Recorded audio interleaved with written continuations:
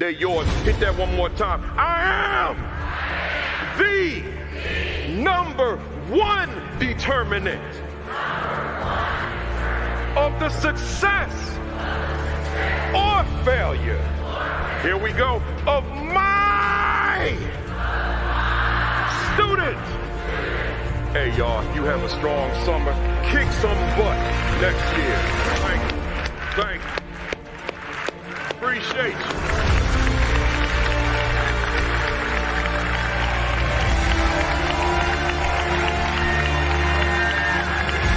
That's the mindset.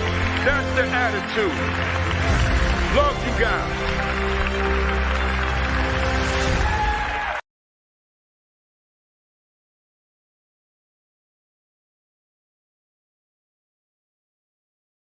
Self up here. Let's do that again. And we are live. Good morning. Good morning, good morning, good morning. Come on in. I'm feeling strong, like I always feel. Who we got here? Let me see. We got, oh man, the first name. I'm going to struggle with this one. The Hero. Good to see you. I met you. I met you for the first time yesterday in Ndiaye. At Rice University in Texas. I know, I butchered your name like folks butcher mine. But good to see you, sir. We got Marsha Poe in the building, Renee Graham, Janine Wilkins, all the way in Alaska, Tanya Jackson. Hey, folks, let me know where you're coming from, too, on this 100th week of the Virtual AP Leadership Academy. If you've been rocking with me for 100 weeks, you know I want to know that, too. Janine said 100 weeks. Tanya Jackson, Lily Lanier, Garfar, WT, Central Hicks, my man Sean Hurt, Principal Hurt, Michael Benton. He said 100 weeks, my man going strong. Grace Castaneda, she said happy 100th. Vanessa Zeskin, Rashid Noor, Teresa Moore, Love, Create and Educate. We're going to talk about them in a little while. Central Hicks, I said, Principal McKeever Jeter in the building. Tanya Jackson, Rodney Richardson, my man. Rashad Davis, 90 degrees in Vegas. Maybe right after I get off tonight, this afternoon, Rashad, maybe my wife and I need to just hop on a jet and fly to Vegas and just watch some basketball all day and just chill and take advantage of that weather. Houston was beautiful, but I'm back in Jersey now, man. I got to put the coat back on. Lysandra Brackens is in the building. Sherrod Laws is in the building. Cindy Jones, Raquel Harris. Hit the share button as you come in. Hit the retweet button as you come in. Let the folks know we are here. I ain't going nowhere. I'm here. Let them know.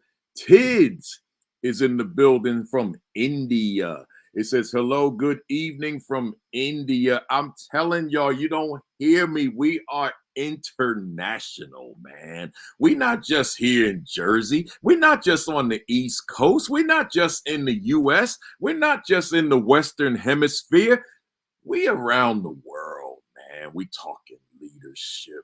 I appreciate you, Tids, being here in the evening while it's in the morning where I am. Deanna Klingman, Tan Walker, Joe Truss, my man. You know we're going to get you on here somehow, Joe. We're going to make it happen. Joe, real quick, I know I'm acting like Kanye. It's like I'm talking on TV. I'm acting like it's just me and you, right? But I had to let school talk go, man. I can't handle it, man. It's rare that I say I can't do anything, but I can't handle two broadcasts, right? So we're gonna work that because I'm getting ready to bring some other folks on here. We'll talk about that later. Kimberly Carruthers is in the building. Charlena Hottie, Tiffany Curry, my man Otis Kitchen is in the building. Felicia Wilson, Teresa Thacker. I appreciate all you guys saying congrats and all that kind of stuff, but I'm getting ready to flip that in a minute. Like I was telling my wife yesterday, I'll let you know what I mean by that in a minute. Donna Sherrigant, one of the biggest supporters, man. She's been sharing this thing like no other. Right. I appreciate you, Donna. You know, you made a lot of people aware that this existed. Gloria Myers Lassane, or Lassane, I think. Ohio Girl Jones out there in Baton Rouge. Dineska McZeal is in the building. I'm getting ready to get it started. My man, Jerry Kraft, is in the building. Let me tell you, hey, Jerry, I hope you're still there. Jerry Kraft, y'all, listen real quick before I jump into the greeting. Jerry was in the news, man. You know, critical race theory. This brother's been writing these books for children for years. Years. But now this thing called critical race theory, man, they banned his book. I'm not going to talk about what district. It was all over the news. I think it was on CNN. Right? But that's Jerry Kraft. I'm glad to see you, sir. Keep on doing what you're doing. You know, I don't know what impact the banning of books has had on my own books, but I'm certain that it has been that they have been implicated as well. I just haven't been informed about it. But hey, you know, at the end of the day, we just keep moving forward, man. Ain't nothing gonna stop me. Ain't nothing stopping this principal Kafele train. Nothing, right? And that's the attitude you gotta have. Let me go. Let me. I see my wife. The Queen is in the building. Kimberly Broughton Kafele is here. So I think I'll end the shout outs on that note. And let me say formally now to everybody, good morning. Greetings. Welcome to week, not 98, not 99, but week 100. And I'm keeping it 100. I'm going to say it again, week 100. Can you believe that, man? This was just supposed to be an 18-week stay at home during the pandemic project. Then the end of August 2020, like my man out here in Jersey City, Educational Gilmore says, I'm gone, right? That's all it was supposed to be. And then I said, nah, it's a lot of people tuning in. I'm going to 52. I'm going to do a year. Then somewhere within that 52, I said, man, this thing is still growing. I'm going to 100. Well, here we are. I guess this is the last day. Nah, you know something? I'm just going to do this until God says, you've done your work, man. You know, as long as I got breath in this body, I see this academy just going forever, right? So we here. So again, welcome to week 100. And as I always say, let me get going, because me and my guest got a lot to talk about today. I don't know about you, but I think I know. I don't know, but I think I know. But I want you to know how I feel right now. I want you to know, but I'm getting ready to tell the neighborhood as well. I'm on fire. That's how I feel, man. I just need you to know that. I'm on fire for a lot of reasons, though. I'm gonna get into them for a second, but I say that every week to remind somebody out there who has lost your fire. And I meet a lot of people, man. You know, this work I do allows me to fly all over the country, and I meet a lot of people who have lost their fire or who are losing their fire. So I come on here Saturday just to use myself as the example to remind you that speaking for me and speaking for you, that I'm on fire. Woo! That's how I'm feeling. Yeah. Despite the world, despite the challenges, despite the obstacles, ain't nobody gonna bring no water to me and douse this fire. Oh no. If I ain't had this shirt that I paid all this money for, I would have, to be dramatic, I would have taken the cap off and poured it on myself. But I ain't doing that to this thing, man. Not my Negro Leagues jersey, man. Because I don't know if they could withstand that kind of water and still look the way they do. So you just imagine me taking this cap off and dumping this water on me, and I'm still flaming. See, that's the bottom line, right? So let me get to my motivational message real quick. I'm gonna keep it as short as I can. I'm not going to use a quote this week. I got two words: commitment, consistency. That's all I got. Commitment, consistency. What am I saying?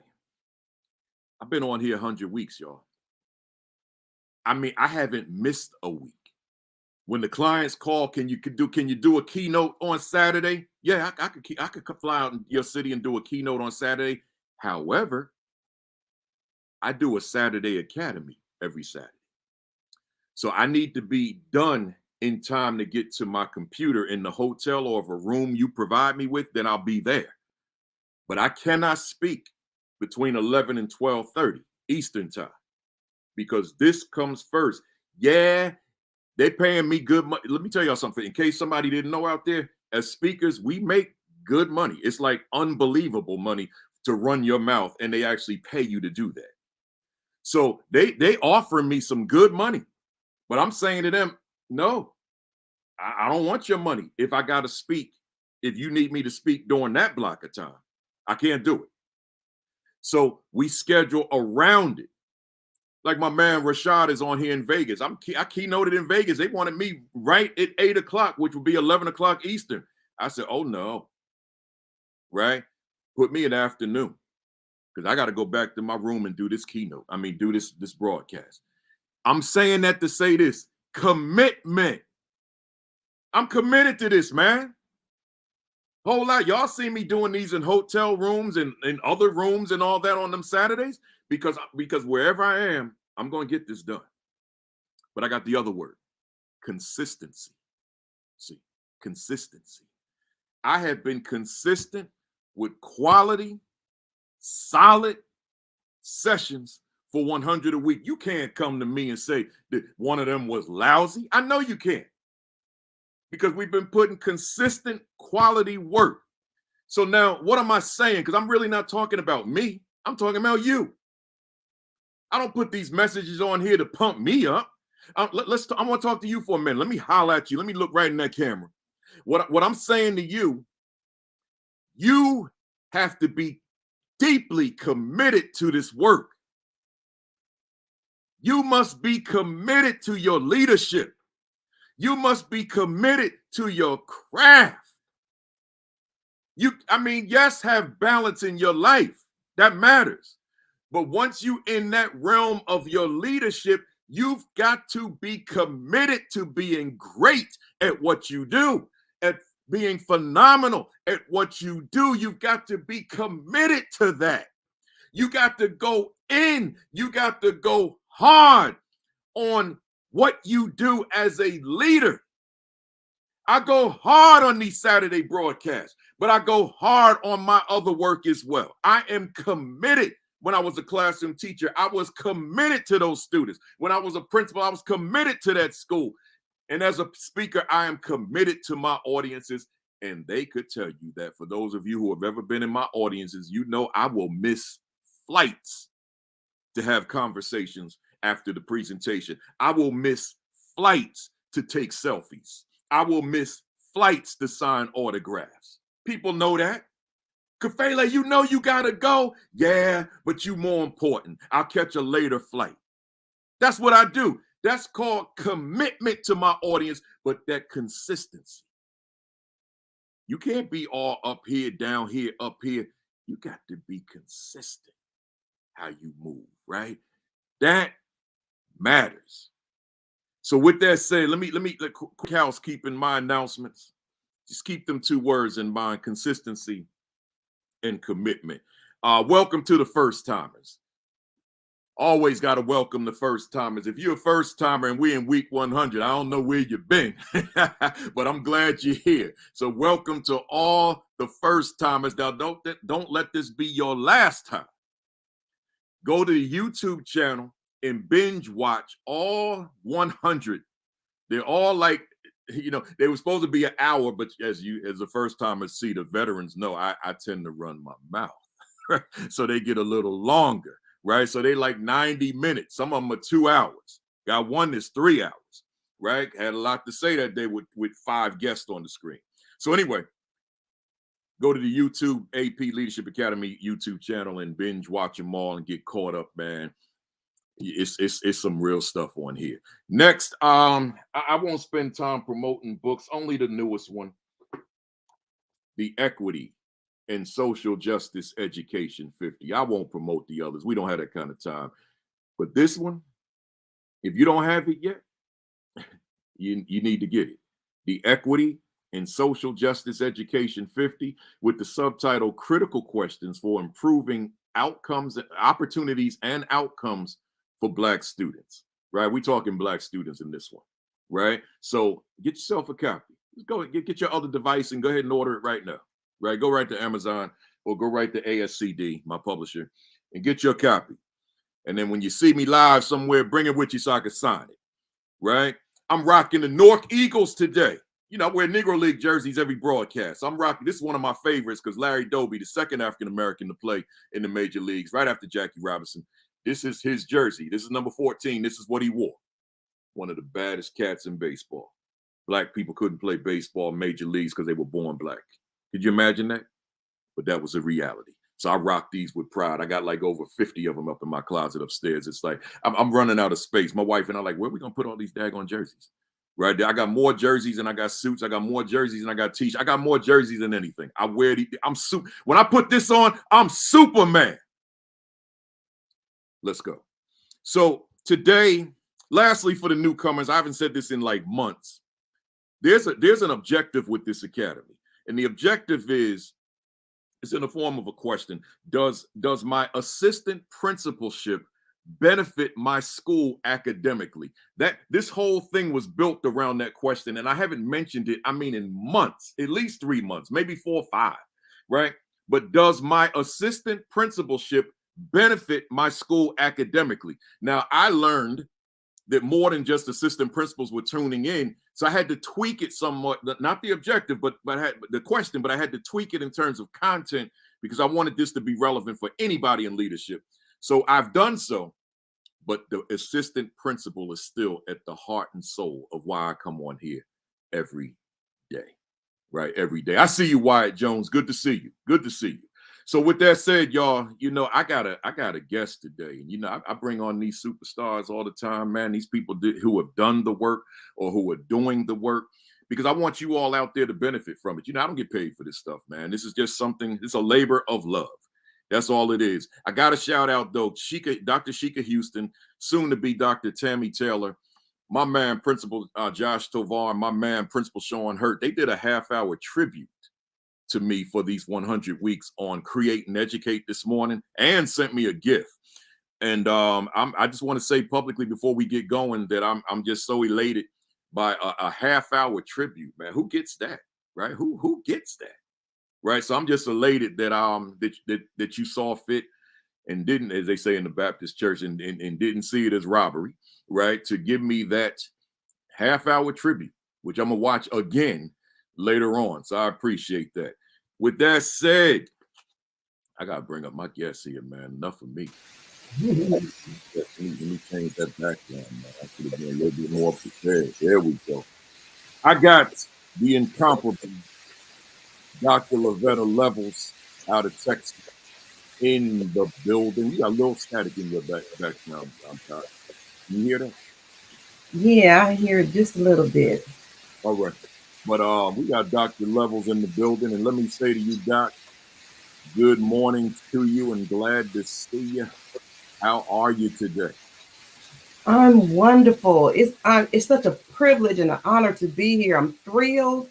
It's a Saturday morning. It's a beautiful morning here in the Dallas-Fort Worth Metroplex.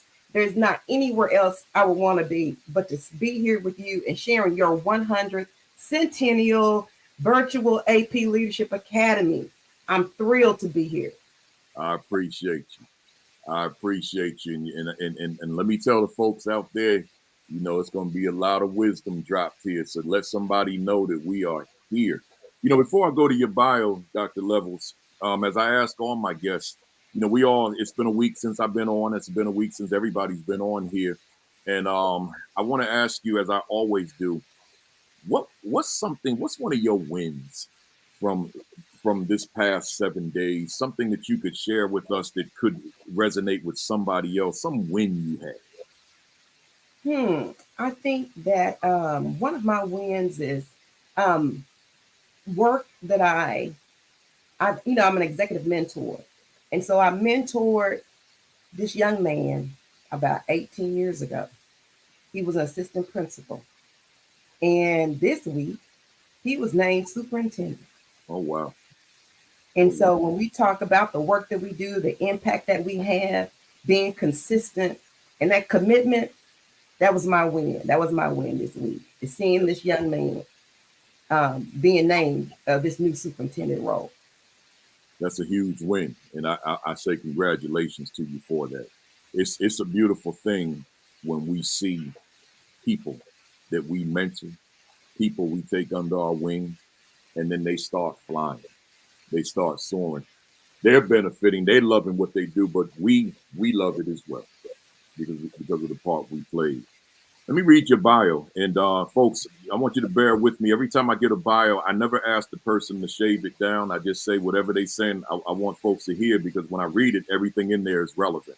So I want you to read this and be inspired by it. Dr. Levatta Levels is a 30-plus year veteran educator. I'm reading fast, by the way, in which she has been an elementary teacher, assistant principal, bilingual specialist, director, assistant superintendent, and superintendent. So we bring a lot of wisdom on today. Currently, Dr. Levels is the student council officer for a local university in Dallas-Fort Worth Metroplex. In addition, she is a university field supervisor, providing instructional guidance for teacher candidates, the chief executive officer of Higher Levels Educational Group, that's her company, adjunct professor, author, advocate, and professional mentor. As the CEO of Dr. Levels, Dr. Levels provides professional development and executive mentoring throughout the country. For the inaugural implementation of the Delta Teacher Efficacy Campaign, Dr. Levels served as an academy facilitator, in which she served as an online instructor for the Teacher Efficacy Academy, TEA 1 and TEA 2. She managed participants in the Southern region, strengthening teacher effectiveness.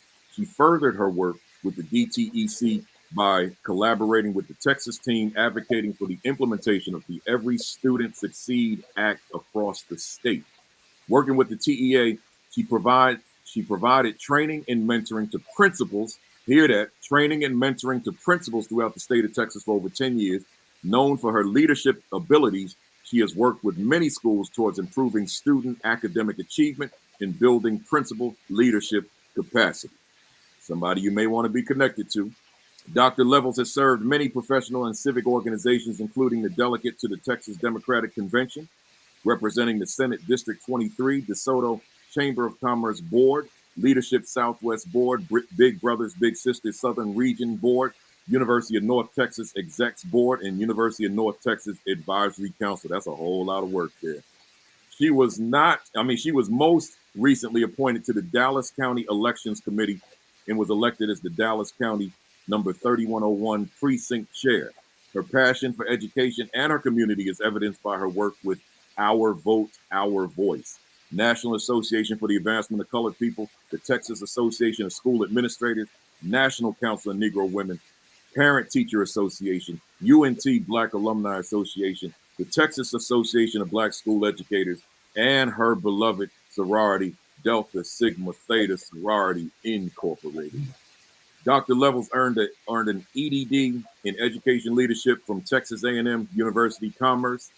She earned both her Bachelor of Science and Master of Education with a focus on administration from the University of North Texas, and completed the Superintendent Certificate program with the University of Houston, Victoria. She is most proud of her two children, Leah and Lofton, his wife, Kaylee. Kaylee. That's what it looks like, too. And granddaughter, London. Dr. Levels' favorite quote. Hear this, y'all. This quote is actually one of my questions. Dr. Levels' favorite quote is, "Great leaders don't set out to be a leader. They set out to make a difference." It's never about the role. It's always, I'm adding a word, it's about the goal, right? It's about the goal. So with that, I introduce to some and present to others, or I present to others and introduce to some, however that goes. Dr. Levatta Levels is in the building. Hit that share button, folks. Hit that retweet button. Let them know we are here. Dr. Levels, I got these three intro questions that I ask everybody, and I'm going to ask you the same question. As an educator, who is Dr. Levatta Levels? I would first say that Levatta Levels is an educator who's passionate about ensuring that students have academic success. That's real simple for me. No matter the role that I have in a district, or even if I'm not working in a district, as a community advocate, it's important that all students have academic success.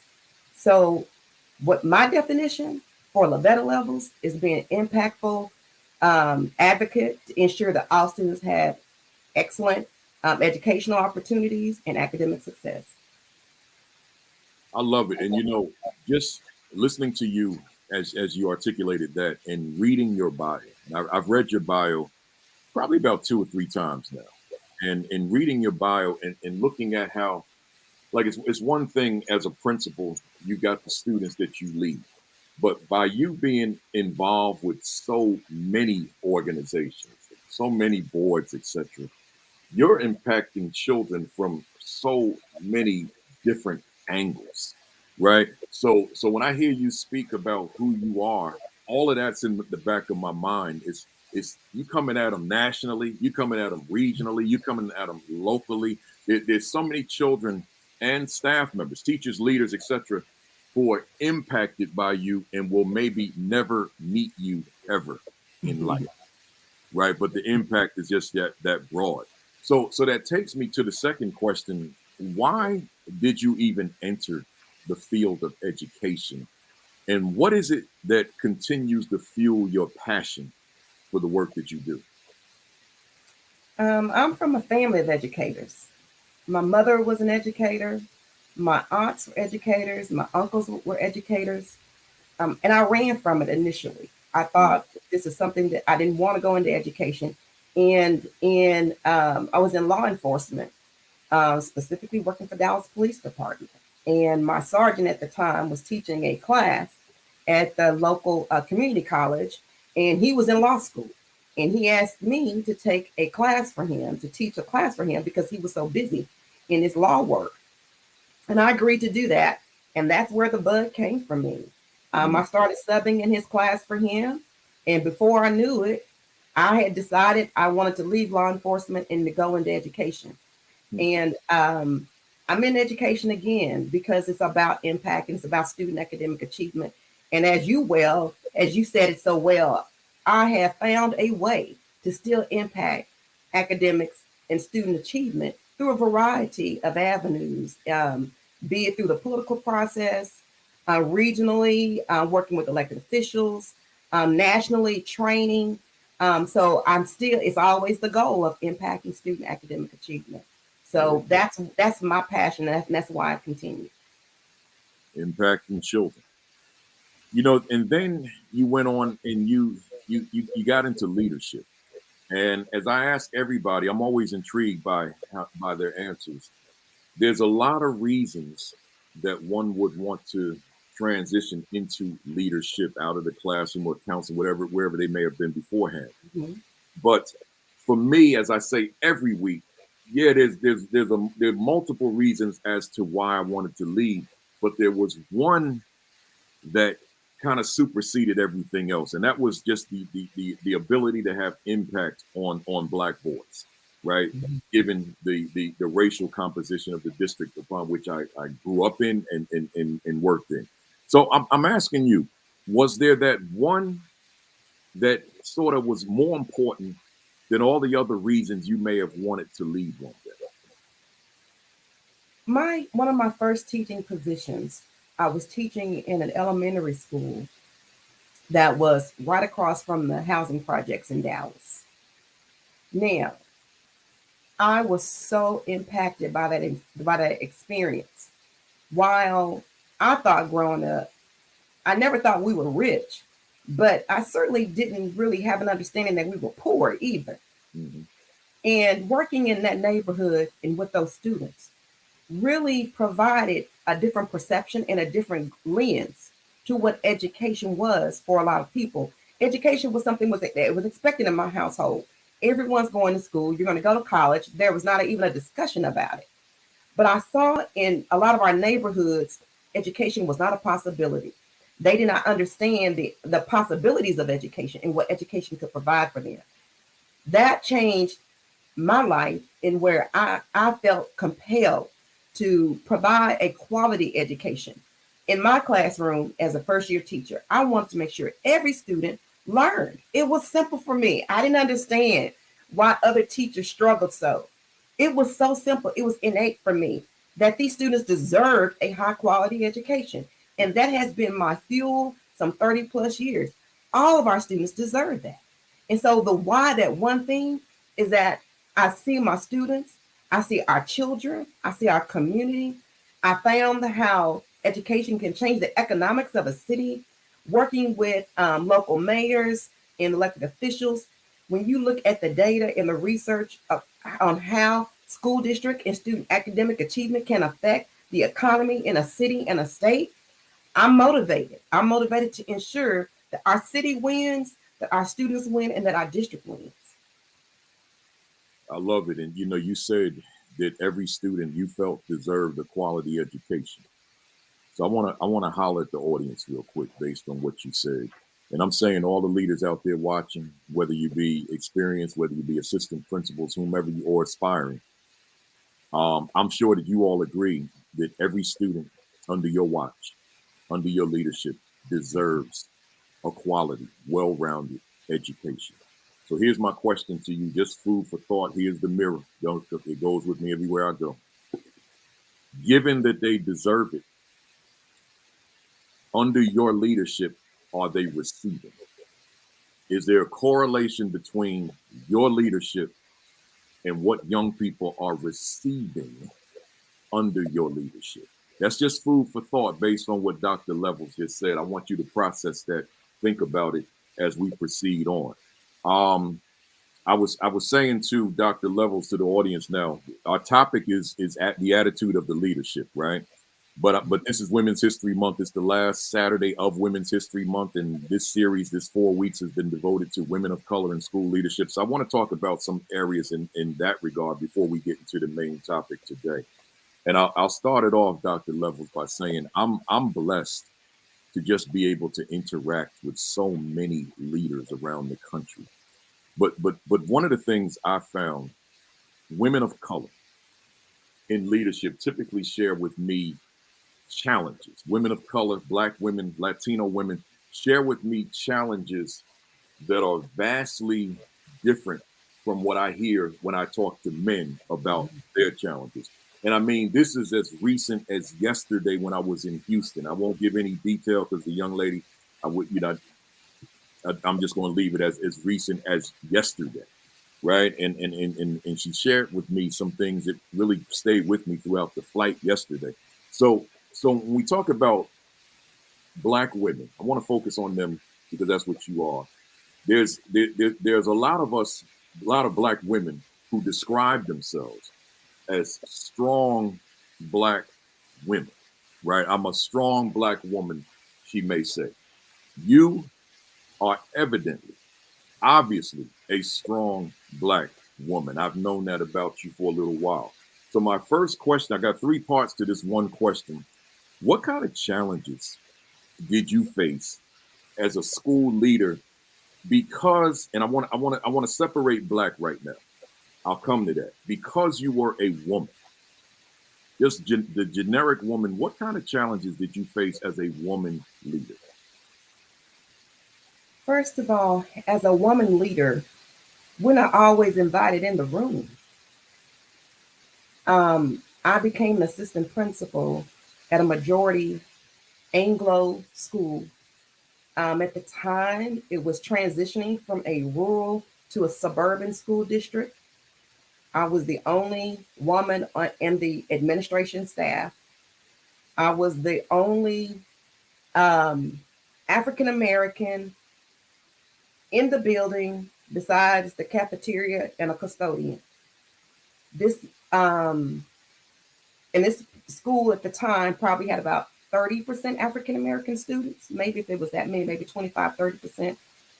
And so my counterparts, my boss, and my other assistant principals were all white men. And so often, being a female, you are not invited into conversations. A lot of conversations, as we know, we've heard the research Deals are made on the golf course. Mm-hmm. Deals are made while watching the games.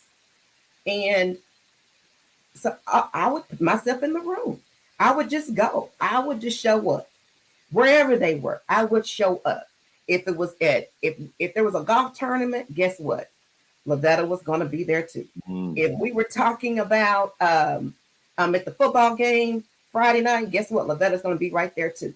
At the baseball games, wherever. So one of the things that as women we are not invited to certain spaces just because of gender. Because I'm African American, that made it even more tricky and uncomfortable for them. I later found out because they were learning how to operate with a female African American leader in the school because it was a phenomenon. I was only the second one ever, and the first one didn't do too well.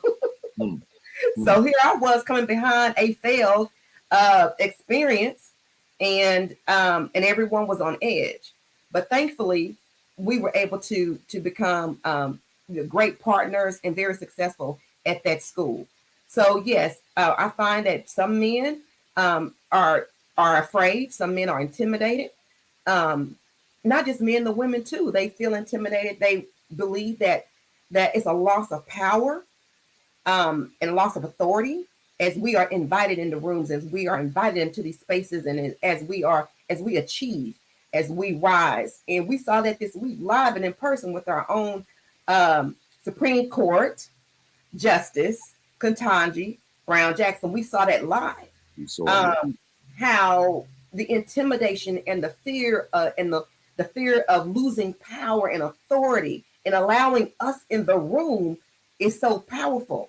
It's frightening to a lot of people. And so that has been my experience numerous times, numerous occasions. You know, watching, and I'm a deviate slightly. Watching the hearing, I was home for some of those days, and they got this camera angle, and we've all seen it where you get the broad view, and then she's sitting right there in the middle, right? Mm-hmm. And that's the angle for me that is most painful when I'm listening to those particular senators with that line of questioning. And it was really intriguing to watch. And it speaks right to the question, particularly the one I'm going to next. But I felt this sense of pride the whole way through in watching how she could not be broken.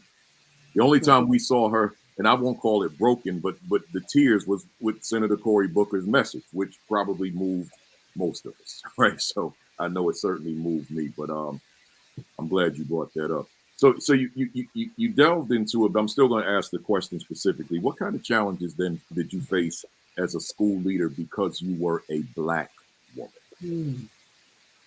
When I became principal, I was the only African American principal in that school district. I was promoted from assistant principal, and I became a principal. Challenges I experienced because I was a strong Black woman. You know, when you demonstrate strength, that in some people's mind mean that you can handle anything. So I was the Title I campus. I had the bilingual program. I had the behavior adjustment center. I had 600 students, the most diverse campus in the elementary in the district, and I did not have an assistant principal. Mm. And I had the autism unit. I had the PPCD unit. So I had all these specialties and the bilingual and the Title I, all of these issues at one campus, and they were assigned to my campus. And I'm a strong woman; I can handle it, and I did. We were very successful because as Black women, no one has ever told us that we can't do things. We just know how to work it out. Our mothers demonstrated that from creating meals out of zero. You know, sometimes I was like, I don't even know where that came from. how did this dinner come about? But we saw our parents create things from nothing, and so in our profession as teachers. We did that in our classrooms, and I did that as a principal. One of the first things I did is try to make sure I hired more African American and Hispanic educators at my campus. Because when I was hired, there was only one part-time teacher assistant at my campus that was African American besides myself. And here I am with this population. I was probably about 40-50% African American with no one that looked like my campus.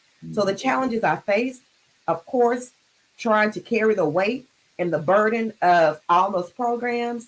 Later in my career in central office, a lot of challenges, a lot of things came my way, not just from staff, but then at that point, it's public. Where I worked in my school district, my children attended school. So those things that when parents or community members or the media, whatever's going on that reflected upon the district and reflected upon me, my children had to endure, my family had to endure, my sister is a teacher, she's an educator in the district as well. And so those challenges continued throughout my career. So yes, as an African-American female, it has been a challenge because as Cory Booker said it so eloquently, we have to do things twice as good as others. We have to be twice as prepared. We cannot, in any form or fashion, be successful without trying to and having to go above and beyond the expectations. When some other persons in our career, they can be mediocre, and we see how they flourish, and they are getting promoted, and we look at their credentials, and their credentials are not even close to our credentials. But as African American women, we have to show up double prepared. And we have to watch the angry woman syndrome. Even when we are experiencing those challenges, we have to stay calm and poised. We saw Katanji. She was undeniably professional throughout the entire hearing process. And we all felt that as Black women. We watched her, and that was our sister as she sat there, because we sat in that seat when we had those challenges, and we could not fight back verbally. We could not fight back emotionally. We had to contain ourselves, because when we demonstrate those emotions, we are then labeled as the angry Black woman. And that angry Black woman syndrome can follow you in your career. And so we fight that as well, so that even when we are responding in these challenges, we don't want to taint our future, taint our profession, and taint our careers. So the challenges have been great for me. But again, I've had to ensure that I responded professionally and with poise in order to maintain my career throughout these years. Now, there have been times when I did jump out of character, because as my t-shirt says, I'm just a girl from Oak Cliff. You probably can't see my t-shirt. And sometimes you have to do that. But in order for me to be successful in my career, I do understand and I do adhere to staying poised throughout those challenges. I love it. You said a lot. So here's what I want to do with everything you said. I want to flip it on to the audience. So here's my question. Undoubtedly, there are women watching right now. They could be women just generically, Black women, Hispanic women, Asian women, just women. Women who are facing challenges because they are women, because they are Black women, because they are Hispanic women, whatever. My question to you is, what advice do you have for that woman that's watching right now that knows that she's facing some level, some sort of gender discrimination, and maybe sprinkled with race, but dealing with that? What is it that you would say? I think that she's facing some level, some sort of gender. Yeah, there we go. What advice would you have for that woman that's watching right now, or who will watch the video later, to deal with those challenges that she is facing in real time right now? You know, when you shared with me earlier that when you were in Houston, you ran into a lot of my people. Yeah. You can't come to Texas, and my people are going to be always around you. And my advice, a lot of those people saw me go through a very public challenge. a few years back. And still today, a lot of educators across the country tell me, thank you for modeling your respectful response in that challenge. I think that we have to understand that as educators, there's a way to respond to any type of challenge. There's a way to respond to character assassination. And you have to understand, if you're going to sit in the seat, be ready for the heat. It's real simple. If you're going to sit in the seat, be ready for the heat. So you need people around you. You need a tribe. I have my own tribe. It's called Vets Tribe. So shout out to my tribe. I know a lot of them are watching. And you need a tribe around you when you go into leadership, from assistant principal all the way up. Yeah. You need people in your corner that are telling you you are good enough. You are worthy. You are valued. You deserve this promotion. And when you have those challenges, I'm praying for you, sis. You know, we got you, Doc. Don't worry about this. This too shall pass. So you need a tribe of people that sincerely care about you and love on you. So when those challenges, when they come about, because they will, that you are prepared for that. You can fight it. You can fight. You can become, aggressive. You can respond publicly if you choose. But understand there are consequences to every response. And if we're talking about playing the long game, some people already understand they're going to do education to lead them to something else. I'm in education for the long game. This is my life career. And so I knew that when I responded to this challenge, that there would be consequences. And so sometimes we have to take the high road. When people go high, we have to go low. When they go low, we go high. I'm sorry. And so I had to take the high road a lot of times. But because of that, I gained more respect from my colleagues, from my coworkers, from parents, from community members, from our officials, when I decided I would take the high road. The high road is the road to take. But you said those challenges come with the position. And even as a male, a black male leader, I faced those challenges. I went in there with the mindset that I'm going against the status quo. Mm-hmm. So those of you out there that decide you're going against the status quo as opposed to going along with it or going along with the current, if you're going to go with the current, then you're probably not going to pose that much of a threat nor a challenge to anybody. You're just going to sustain a system that is not working for so many children in the first place. Mm-hmm. When you make that decision, I'm going to go against it. Well, be ready for the backlash, the pushback, right? And that's why, as you said, Dr. Levels, you got to have those people around you. And I kept them around me. I kept people who were just positive around me, but I also had people that fought battles for me because I knew I wanted to be a game changer while I was in it. So with that question, it's an obvious question, but I want to ask it to you anyway. Is there such thing as having a staff as a woman leader? Is there such thing as having men on staff who do not take your leadership seriously because they're men, and you're a woman, and women on staff who find it taking a woman's leadership seriously because she's a woman leader? Does that exist? Absolutely. All of it exists. Along with, I'll add a third one, with ageism. I was a young assistant principal in a high school, in a large high school. And there were a lot of veterans in that building, very successful veterans. And one teacher told me when I first started as the assistant principal, maybe had been on the job a month, and she made a comment that she had shoes older than I was. And I just responded to her, I'm so sorry to hear that. Because in education, we tend to want to respect those of older age, those with more experience, those that are male. I've led organizations and departments, schools where I had the coach. I supervised coaches.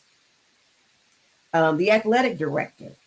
Um, and sometimes you have men that I've led, our security teams, our school resource officer program. So sometimes you have men that struggle with female leadership. Again, I'm just that person. I put myself in the room. I know I can't have impact if I'm not in the room. Maintenance operations. Um, Sometimes men feel like you don't know, you don't understand what their roles are. And so again, I put myself in the room. When I supervise those different departments, I made sure I was at their meetings. I met with them. I would go on site with our custodians, our cafeteria workers, coaches. I'm at the games. When our coaches had an opportunity to have a regional coach meeting, I showed up one time, and it shocked him. But you have to be in the room. You have to show people that you support them, regardless. And if you are not a coach, I've never been a coach, but I'm going to learn about how this division is ran, and I want to understand your role in it, and I want to support you. I cannot support you if I don't know what it is that you are doing. As a principal with 100 plus staff members, yes, you have people that feel like they don't want to follow a female leader. Again, having that relationship, getting to those classrooms of those persons, building a rapport. And you and I know how far relationships can take your professional career. Ensure that you have a positive relationship before you have to have a negative consequence with that employee or with that person. So I've had the issue with someone not wanting to follow my leadership because I'm female, because I'm African American, and because I was a young leader. So all those things have been apparent throughout my career. But I still go back to developing that relationship and getting in the room, getting one-on-one with that person and following them. You have to understand their role. Often, even the auto mechanic teacher, get into that classroom, understand what they're doing, find out what their needs are. Yeah. Sometimes they made something as simple as they need supplies. And me ensuring that I order something for that classroom, all of a sudden this auto tech teacher now likes me and now respects me because I'm the only person that ever took the time to come in his classroom to see what he was doing. So it's those small things that you will find that can really flip a relationship. But yes, intimidation is real. And a lot of times it's because people don't know who you are. They just see who you are. I'm going to say something that's going to probably let me couch it differently. I wrote a post about 3 weeks ago, and it upset a lot of people. Somebody went as far, they said they should remove my blue check from my name on Facebook, right? People were really mad at me. Let me tell you what I said.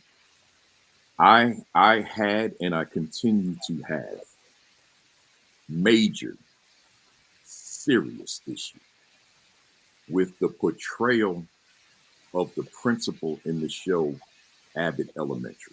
I don't know if you've ever seen that before. I'm not even going to ask you to respond to any of this because I don't want people mad at you too. So people were mad at me. It was shared widely. It was semi-viral, and it's just a comedy, blah blah blah. And then the hearing of Judge Ketanji Brown Jackson happens, and I'm watching that, and I for some reason can't get that image of this woman principal on Abbott Elementary out of my mind. So I've got the two juxtaposed. And as I'm watching Judge Jackson and thinking about that portrayal and ultimately watched that show this week, and I said to myself, there's nothing coincidental about television. There's nothing purely entertainment about television. There's always an agenda that comes with it. So when I think about the power, the strength, the struggle, the challenges of Black women, and then see that portrayal on television, my conclusion is that portrayal is dangerous, right? I don't need you to respond to this. I'm just talking right now. It's a dangerous portrayal of Black women, particularly Black women in leadership, because the folks that we're talking about that see Black women and cannot take them seriously in leadership can go to a show like that and say, "Here's why," right? And so I don't need you to comment on any. I think I'm venting, and but if you want to comment, the I floor. will. But I'm not asking you to. Okay, then I go ahead. will. I will. Let me say this. First, shout out to Sarah Quinta Bronson, who's Yeah, the executive shout out. producer. I ain't mad at it. Shout out. Yeah. And she, she's the executive producer, the teacher on the show. Now, we just watched the latest show of Abbott Elementary. And I agree with you in a lot of aspects. Unfortunately, in education, we all know those people. We really know those people. We know that principal. We know those teachers. We know those people. But when they were beating up on me, that's what they were saying.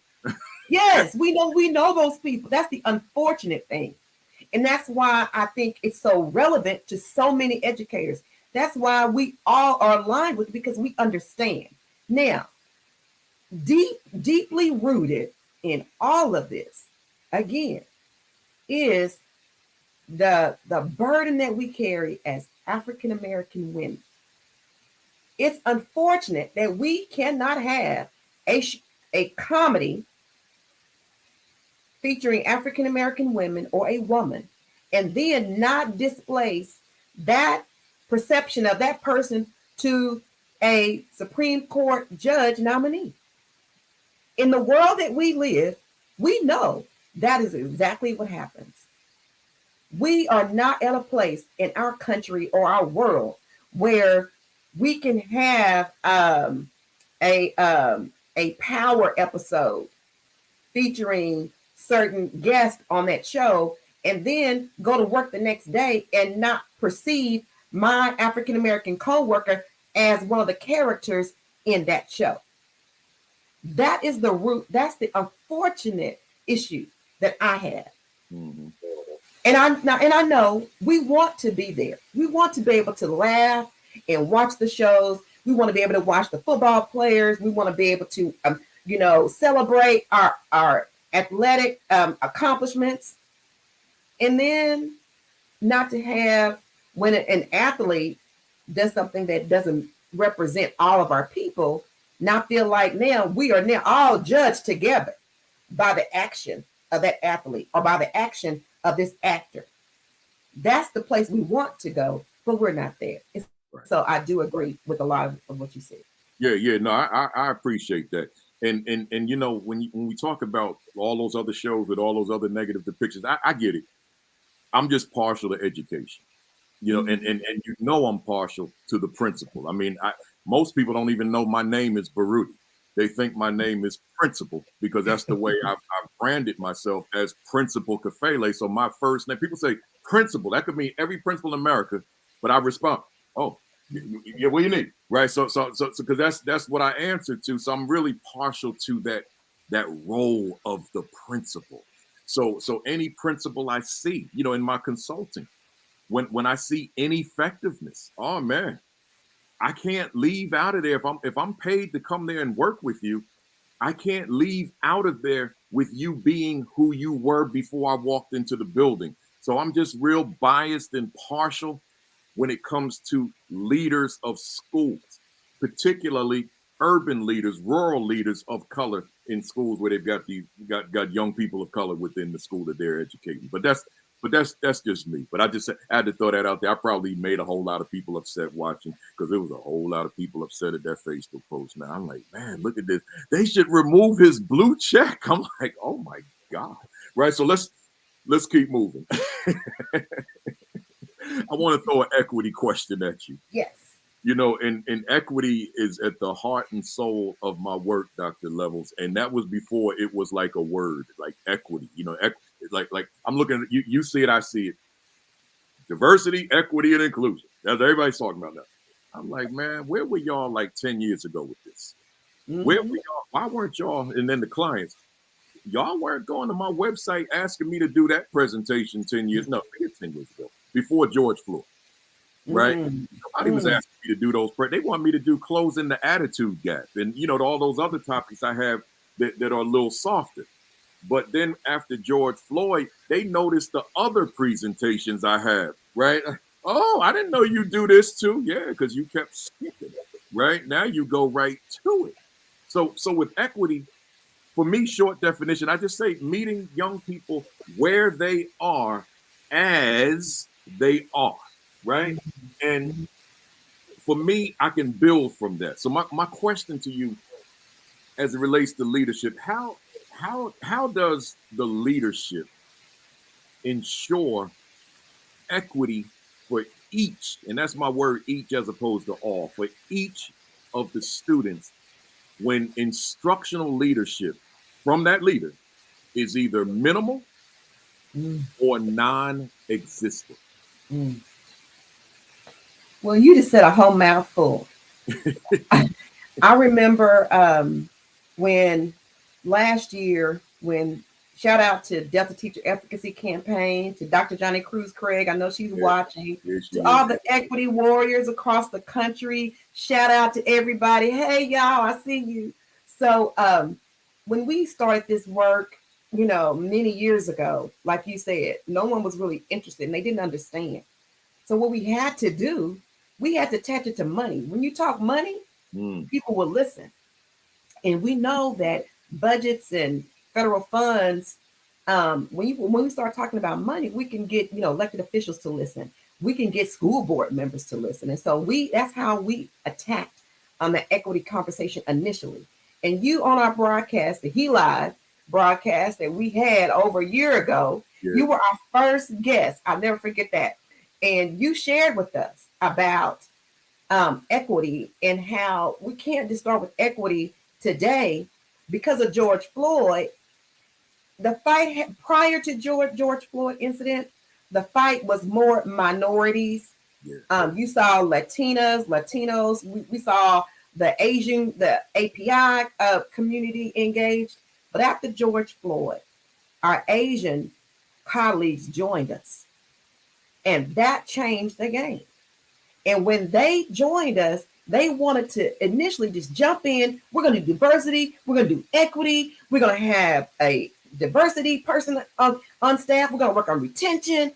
Well, you said that we couldn't just jump into that work without understanding the historical foundation of diversity and equity and enslavement in our country. And you mentioned the 1619 Project.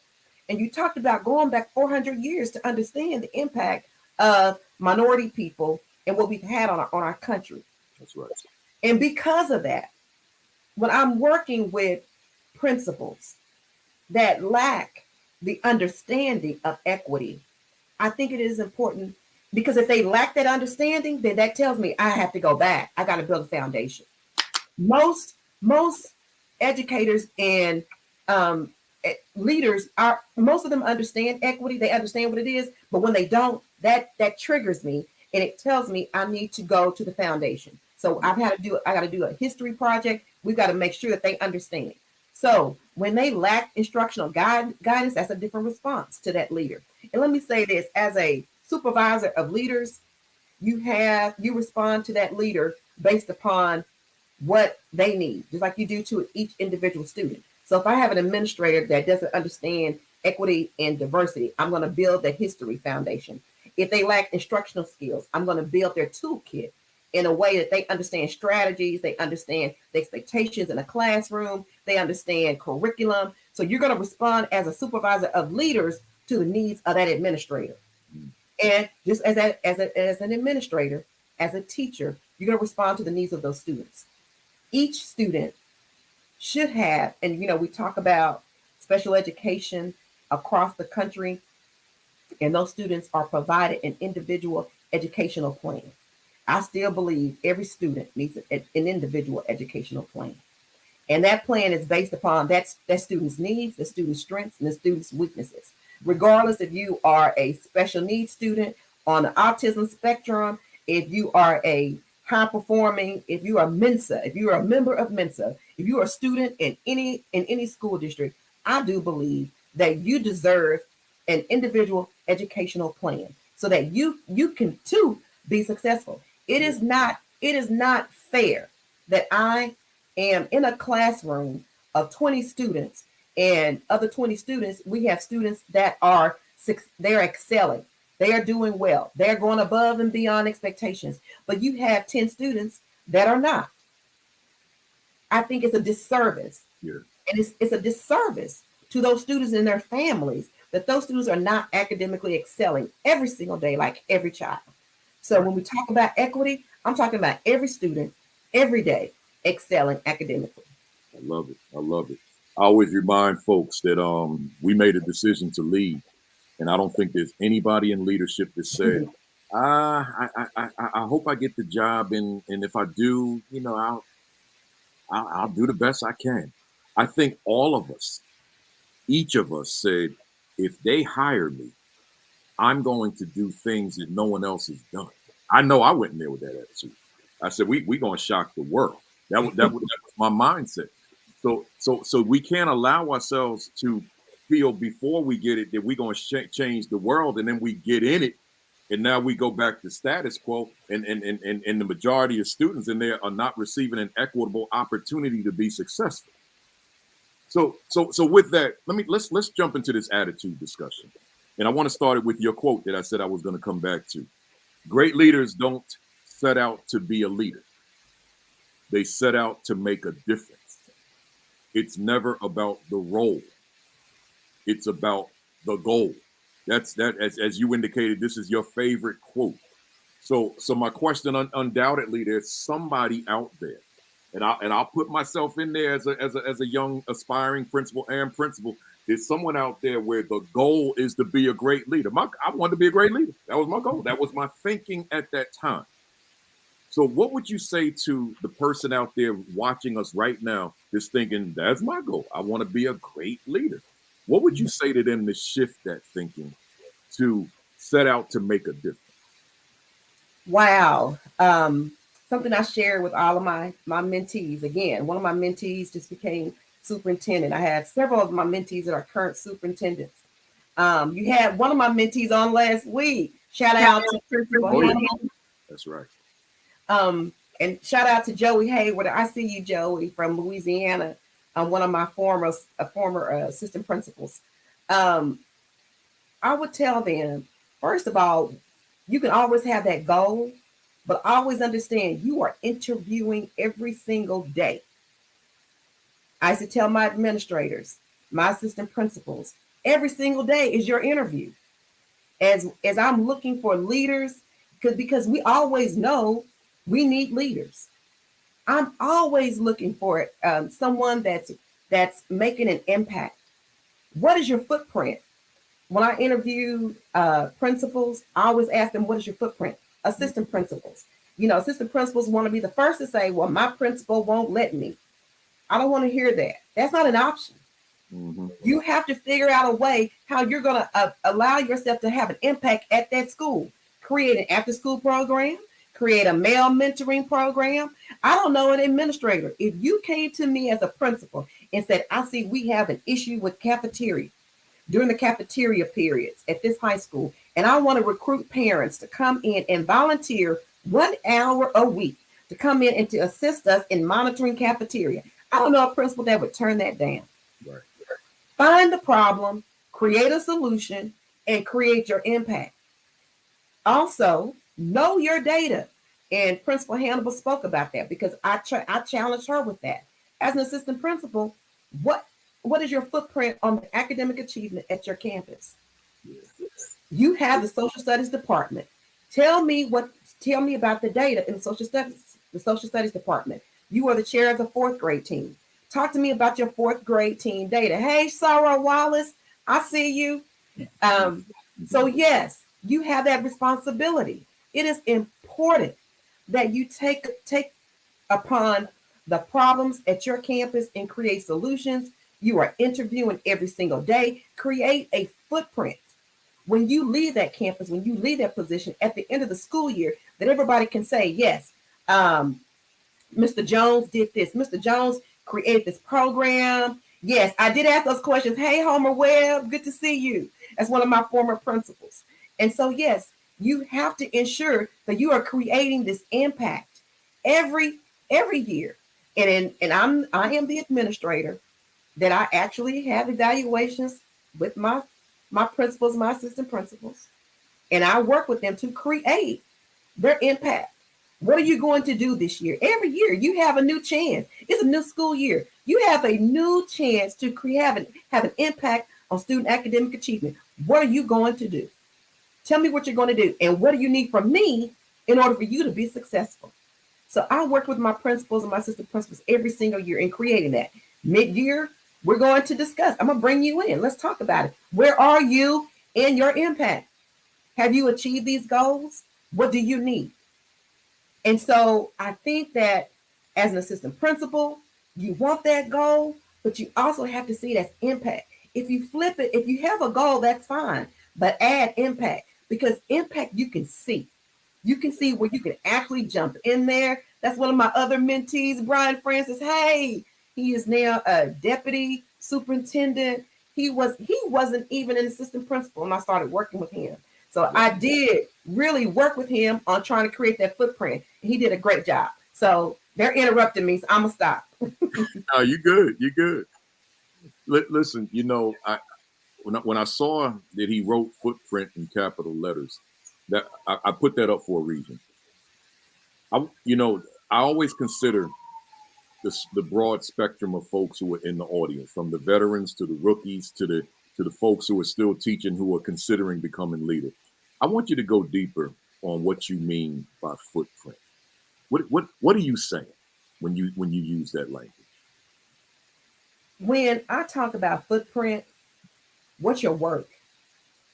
What outcomes have you created firsthand? We know in Texas we have state assessment, and certain grade levels are tested, and principals struggled with, well, when the state decided that we would include student academic achievement in teacher evaluation, what does that look like for those teachers that are not tested? Let's create a footprint. Let's create impact. So you have to understand how to create that for your all staff. We are all in this together. If we cannot be successful as a team, if only half of the team is carrying us, we have to have support from one another. We have to get in there. I had a fourth grade teacher that was an amazing writing teacher. I need you to work with third grade. I need you to work with first grade. We can't get stuck in titles and in roles, because again, it's about the goal. It's about academic achievement and impact. And so when I'm talking about a footprint, it's about the outcome that you created. It's about your actions, and it's about consistency too. You mentioned commitment and consistency. One of the things I shared earlier this week was about your habits. What you do every day will become your success. Mm-hmm. You have to do it daily. That's your footprint. Yeah. And people will know you for your footprint.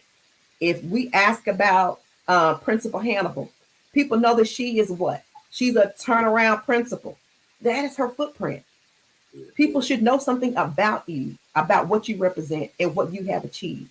That is your footprint, and that's the impact that you can create. I love it. Footprint. Hey, folks out there, we're going to about 12:30 Eastern time, another 20 minutes or so.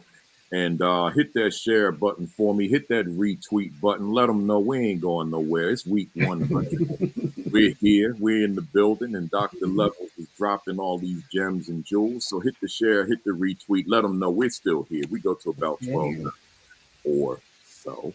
Right? And shout out to my man Homer as well. I met him yesterday. Mm-hmm. And I know he's doing big things in that new school he got.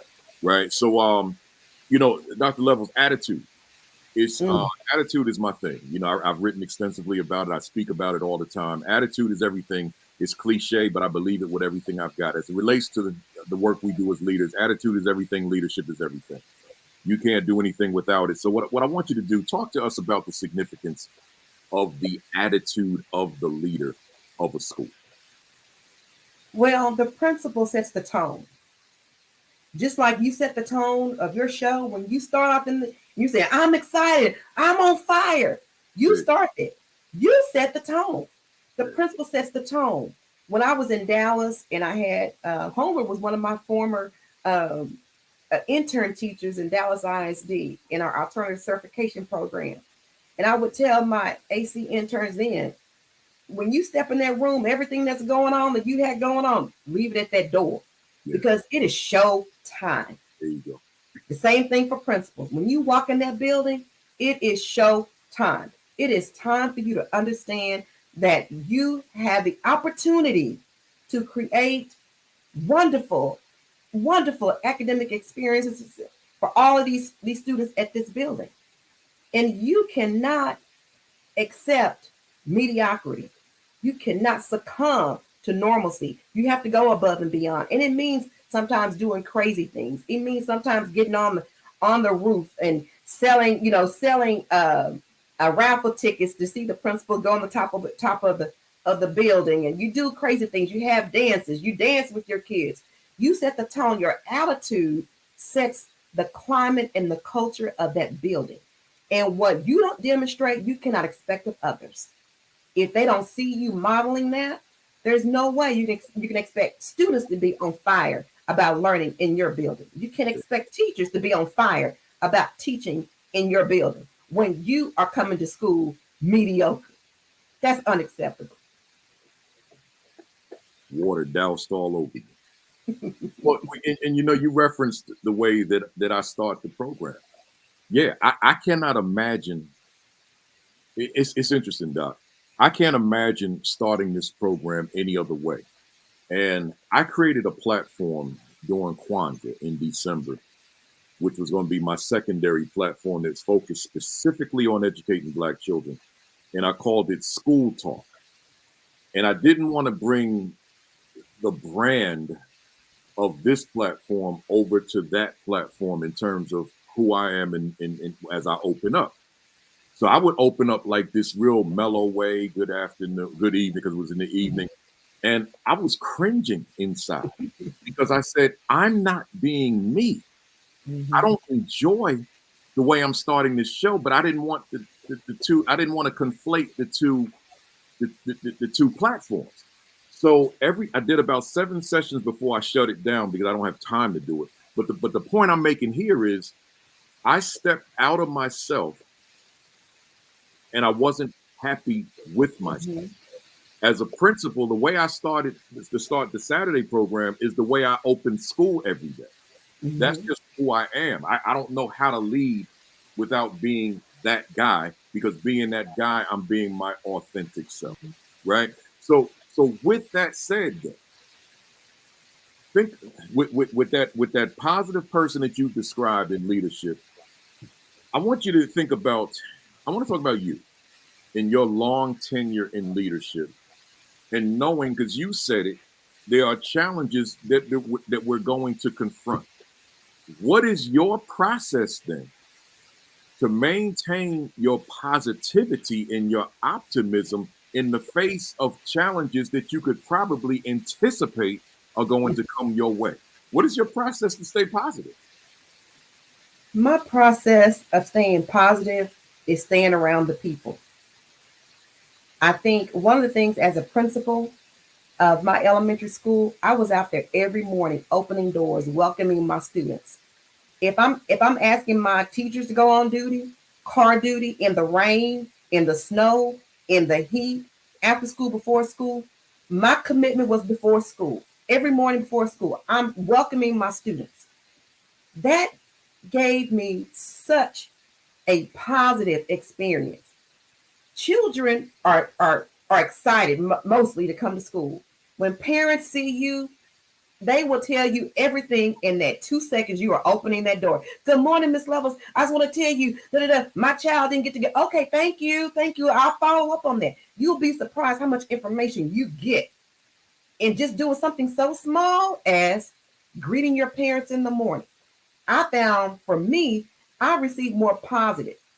Also, as an administrator, to help me with my mindset and to be positive, I always found a happy place in my building. Not saying all my classes were not good. Shout out to all of my teachers that are watching. Shout out to everybody that's texting me while I'm live on here. I will respond to you all later. But understand, when I was an elementary teacher, I loved going to the kindergarten and the pre-K classroom. There was always going to be a song. There was always something positive going on in that classroom. Or I'd go to the autism unit and I could always hear about a student. They would always, everyone knew if I came to that classroom, they're going to share something great going on. I'm like, okay, what's going on? Well, today Salazar did this. You ought to be so proud of him. Watch him say his ABCs, whatever. So I would find a place because I know as the principal, I'm going to get chewed out by parents. I have a teacher that's probably upset with me about their evaluation. I have a community person that's not pleased with a request that they have submitted. So there's always going to be something. So I found a way when I was having those down days, somewhere in my campus I could go to. I don't know, most assistant principals didn't like cafeteria duty. But I found in the high school that my cafeteria duty as assistant principal was my time to find out what was going on in the school. I mean, I could hear about every fight that was going to happen in the next day or that day. I heard about who broke up, who didn't break up. So I utilized those times to reshift my negative experiences. If I had just come out of a classroom and that teacher was absolutely doing nothing and I had to write her up or write him up, I'd use that as fuel. Okay, let me go get some positive experiences. So you have to know how to reshift and where you can find those positive nuggets. Also, again, I go back to my tribe. You have to have people that believe in you, people that are on this journey, people that understand. Often your families don't understand, spouses don't understand. Your children definitely don't understand. They don't want to hear anything about you having a horrible day and what happened to you. So you have to find people that understand the shoes that you are wearing every day. So I have a group of sister docs. Along with my tribe, I have a group of sister docs. Dr. Monica Golson, Dr. Sonia Santelises, Dr. Tawana Starworth Grover, Dr. Latanya Goffney, hey, Usama Rogers, Dr. Rogers, Dolores Parnell, Dr. Lisa Thompson, Dr. Sheila Brown, Dr. Joni Hudson, Donna Blackburn. I have people, Dr. Cheryl Inslee, Dr. Carol Brown. I have sister docs that are in my life that I know whatever I need. Dr. Quita Hickman, I'm not going to leave you out. People that are in my circle that I can go to and they can feel me, not only with information, but support, love, and care. They understand what I'm doing, and I know because they have lived through it that I too can live through it, and they're going to help me go through this. So understand you have to take responsibility for yourself first. There's always personal responsibility and personal accountability. Find a place. And also, I'm going to say this, because of the trials and tribulations and the challenges that we experience as leaders, you need to take care of yourself. That means rest, and it means relaxation, get out and kick it sometime, but also exercise and eat healthy.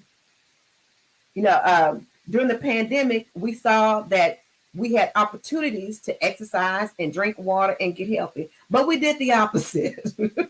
Some of us just didn't take that opportunity like we should. And so now that we're back out, please understand this is a time for, we had a session today on physical and mental health. Understand the importance of yoga, meditation, eating well, cooking well, drinking water. So take care of your temple as well. Relaxing, and of course, having a great time. So that's how I deal with my challenges. And you said a lot of great stuff here, and it's as you were talking, I'm thinking to myself, a whole session needs to be done just on this one question. And see, for the newer leaders and maybe even some veterans, I put a name up on the screen. I hope she's still on the call here because I have it up deliberately. This is one of my old counselors at my last school, Tanil Rainey. And I want to share this with the audience and with you. You said that happy place, and she could vouch for this. We all have challenging days, challenging times within a day, whatever it is. And they're working with students at my counselor. So Laverne Johnson and Tennille Rainey, whose offices are right next to one another. And then you got the main guidance suite. So when I'm having one of them days, I'll go to either Rainey's office, as we call each other by last name, or Johnson's office. I'm not in there to have a conversation with her, right? She's working. I'm in there see, I know, and I hope I'm not saying too much, Rainey, right? Because you still work in the district. I know who has my back as you do. I know who's down with me. I know who's on the team. I know the staff is down with me, but I know who's really down with me. You understand what I'm saying? So I'll go into Rainey's office. I might not even say hello, right? I don't need to, right? I'll just go there. She knows, and I'll just sit there in a chair having no conversation. But I'm building myself back up by being in that space with that positive energy, right? Or I'll go next door to her comrade, Miss Johnson. We ain't talking. I'm just sitting there where the students sit, waiting to be seen by her. I'm just sitting there. But being in that space, because I know what they bring. And Rainey may not even realize this until she hears me on here right now live. But now I'm building back up with no conversation. Now I can get back out here and do what I do because I've been in the right space that has the right energy. So I'm saying to somebody out there watching this morning, because this platform, this is all about professional growth. I'm saying to you, do you have those spaces? Do you have those people? Because leadership is lonely, man. I don't care if you got a team of assistant principals.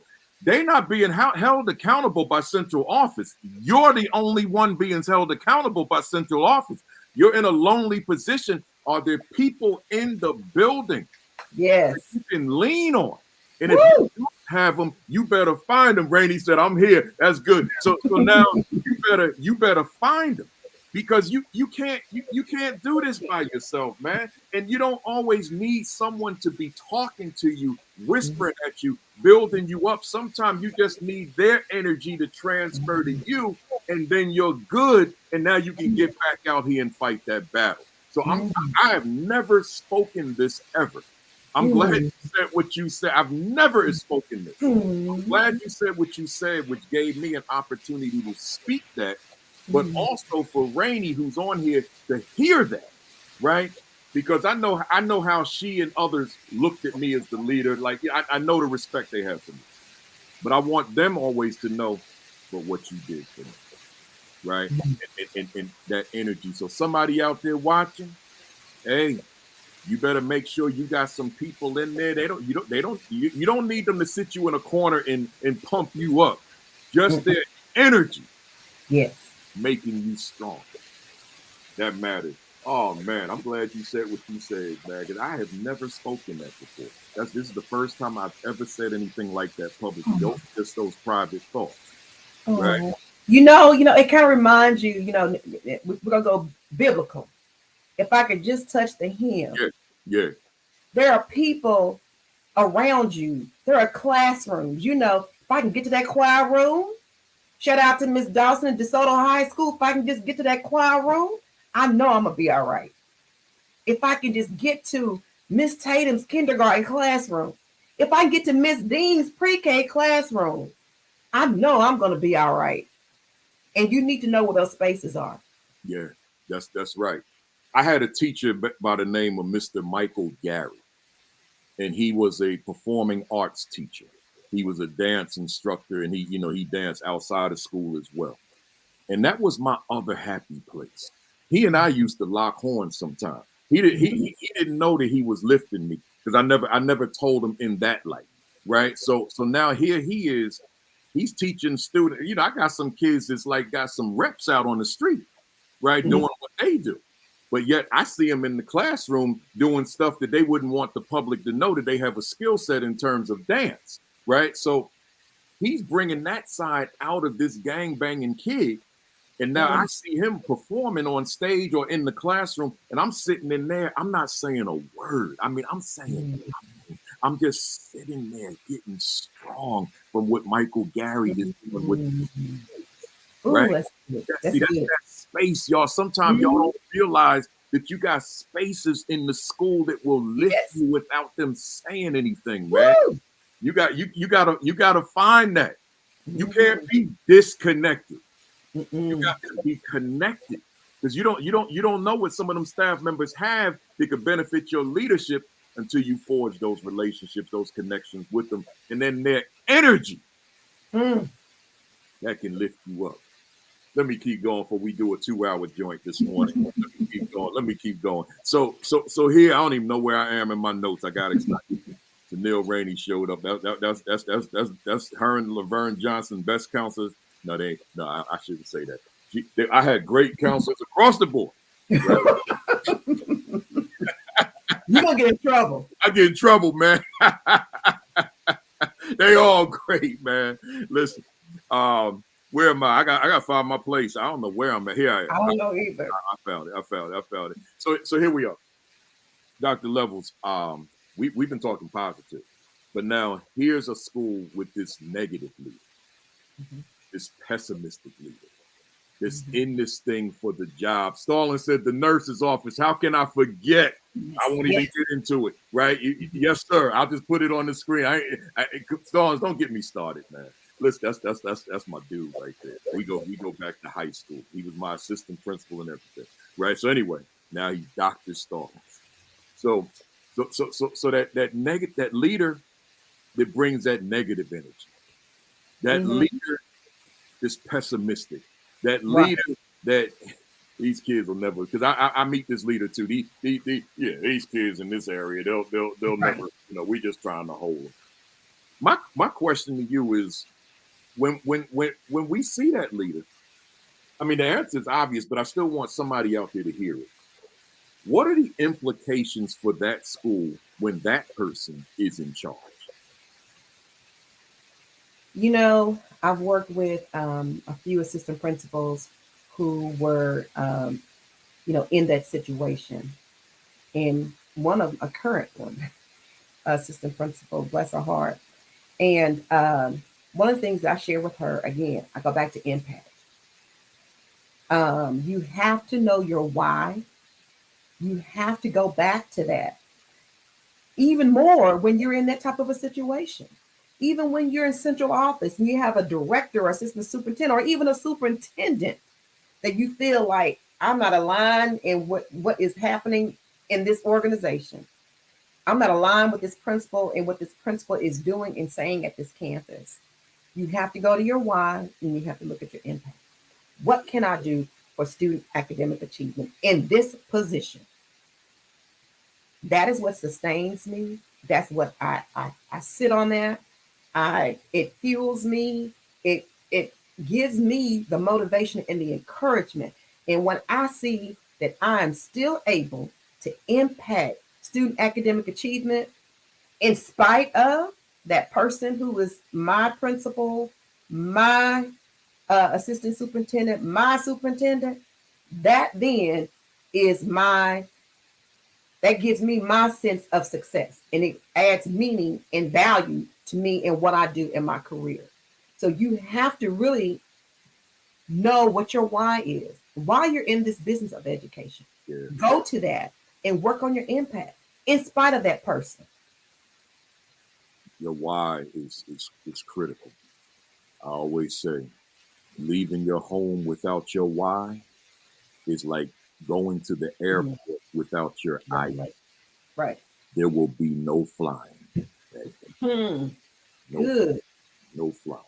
You better quote that. You better get that for somebody else to steal. I've been using it for a few years, and because I had a keynote one day and I forgot my ID was on my copier over here. I had to make a copy for a client, and I had a keynote in New Orleans. And guess who didn't have their keynoter that year? And guess who never has called me ever again to come and speak? So I left the ID, man, and I'm begging. I'm like, like not the TSA would care, but I got a keynote, sir. I got 4,000 people that are dependent on me to be there, sir. No license, you can't fly. I didn't make it. So I thought about that with the purpose, and that's how I brought the two together. Doc, I say we got 3 more questions. I say the difference between, and this is just me, another one of my little cliches, the difference between a good school and a bad school is the adults in the building. And when you go to a school and it is toxic, it is dysfunctional, it's easy to find the problem, and it's usually rooted in the climate and culture of the building. But climate and culture are comprised of people, and we can never lose sight of that. So I want you to talk to us about the role of the attitude of the AP and the principal toward impacting the attitudes of the other adults in the building. When I supervise principals, I work with them with their administrative team. We call it the A team. And the A team is going to include your instructional specialist, your counselor, your nurse, your assistant principals, your principal, the people that's your core. Sometimes the principal secretary, your core leadership team at a campus. The culture is developed by the members of that team. When you have a member of that core team that is not positive, that is not embracing the mission and the vision of the campus, you are creating possibilities of dysfunctionalism and possibilities of negative consequences for your team, for your staff, for your students. That team has to work close. It's not very often that you see a successful team that does not have a core team that is tight, that is positive, that is aligned. When you see a successful campus, you look at all those blue ribbon schools. One of the consistent components of a effective school, that we know the effective school correlates, we know the research, is always going to be principal leadership and administrative team. It's unacceptable to think that school can be positive and can be successful without that. That is the beginning, that is the crux, and that is the foundation of an effective school. So the attitude of the assistant principal, you have an opportunity to create success just with your attitude alone, being positive, being supportive of your principal in spite of. So often I see assistant principals that believe that they should have received that position as the principal, or they don't respect the principal. They don't like the direction the principal is going. And so what I have always shared with them is, but what are you doing? We are where we are, but what are you doing? Your attitude should not be reflected. Your negative attitude should not be reflected in your daily behaviors at your campus, because teachers will see it, students will see it. If you don't respect your principal, your teachers won't respect your principal, because you are a leader at your campus. So assistant principals' attitudes, they have the opportunity to create academic success just with their attitudes alone. Attitude is important.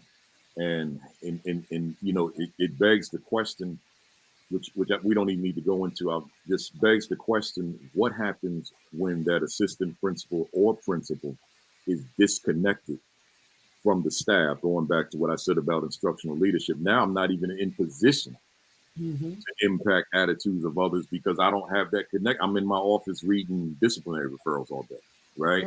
Or misusing the role of cafeteria supervisor. If I'm a cafeteria supervisor, I'm gonna transform the culture of that cafeteria so that I can sit at tables and interact with young people and get to know them, as opposed to standing there watching over everybody, right? So but that's a whole other conversation.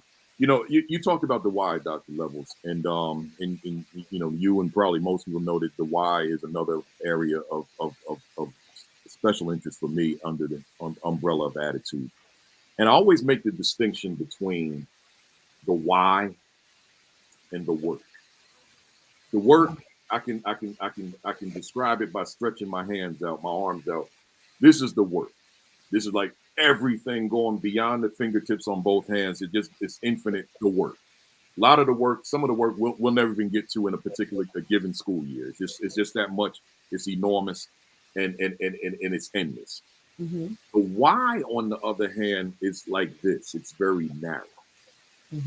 So my question is, with that leader trying to walk in their why, Mm-hmm. but knowing that the work is there and maybe feeling overwhelmed by the work, how does a leader distinguish the why from the work?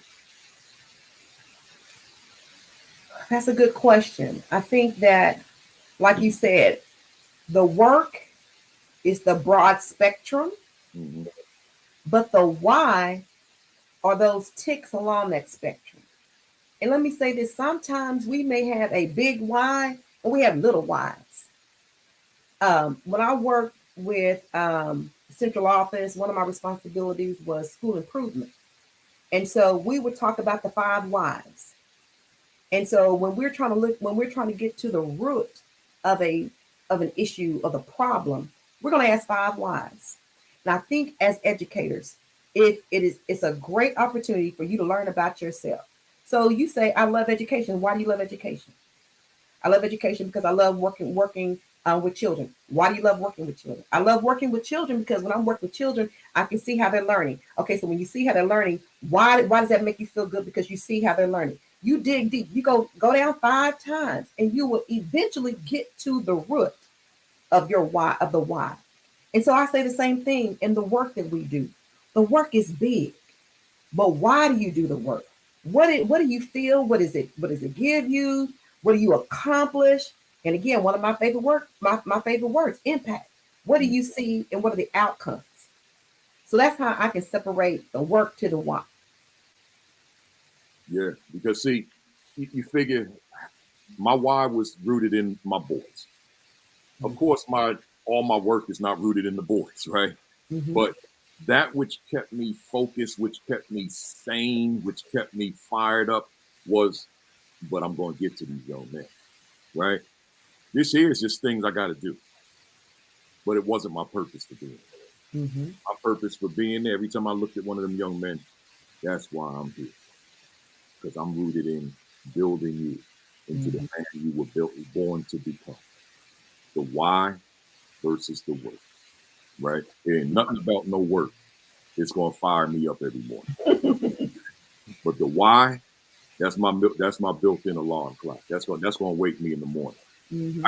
I got one more for you, and then we go to them BAM impact questions. Hang in there with us, y'all. I went a little bit over. It's all right. The game doesn't come on till 6 o'clock, right? So the college game.